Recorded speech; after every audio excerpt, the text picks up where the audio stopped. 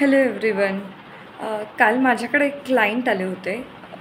तर त्यांचं असं कन्फ्युजन होतं की तुम्ही सायकोलॉजिस्ट आहात, तर मला गोळ्या औषधं तुम्ही देणार का? रात्री झोप लागत नाही, मी खूप विचार करत बसतो, खूप टेन्शनमध्ये आहे, तर मला गोळ्या देणार का तुम्ही? तर काय असतं ना, की थोडंसं आपलं कन्फ्युजन असतं, त्याच्यामुळं कित्येक लोकांना कळत नाही. एक सायकोलॉजिस्ट, काउन्सलर आणि ज्यांची मेडिकल प्रॅक्टिस आहे ते सायकोलॉजिस्ट, थेरपिस्ट जे असतात ते वेगळे असतात. काउन्सलर अँड थेरपिस्टमध्ये फरक आहे. तर तुम्ही केव्हा जाता? तुम्ही तेव्हाच जाल जेव्हा तुम्हाला मानसिक ताणतणाव आहे, तुम्हाला तुमच्या करिअर रिगार्डिंग खूप कन्फ्युजन आहे, सॉफ्ट स्किल डेव्हलपमेंट तुम्हाला तुमच्यातलं करायचं आहे, किंवा तुमचे संबंध तुम्हाला सुधरवायचे आहेत.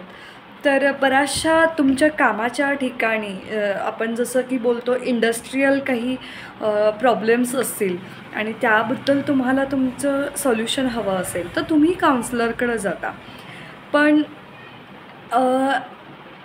जेव्हा तुम्हाला काही मेडिसिन्सची गरज असते, अशा कंडिशन तुम्हालाही तुमच्या माहिती असतात, की नाही मला गोळ्या काही चर्चात्मक सोल्युशन नको आहे, तर मला मेडिकल सोल्युशन हवं आहे.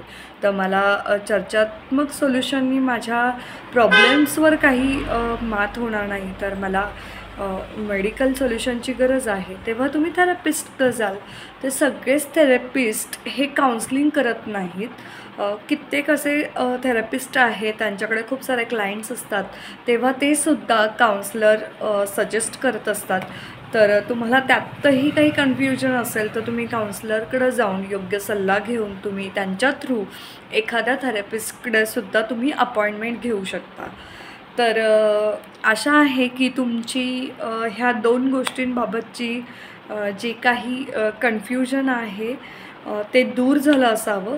जर नसेल दूर झालं, तर तुम्ही माझ्या खाली स्क्रीनवर दिलेल्या नंबरवर संपर्क करून तुम्ही माझ्याशी कॉन्टॅक्ट करू शकता. तुम्ही मला Instagramला, तसेच माझ्या यूट्यूब चॅनललासुद्धा तुम्ही सबस्क्राईब करू शकता. असेच खूप सारे व्हिडिओज तुम्हाला तिथे पाहायला मिळतील. Thank you.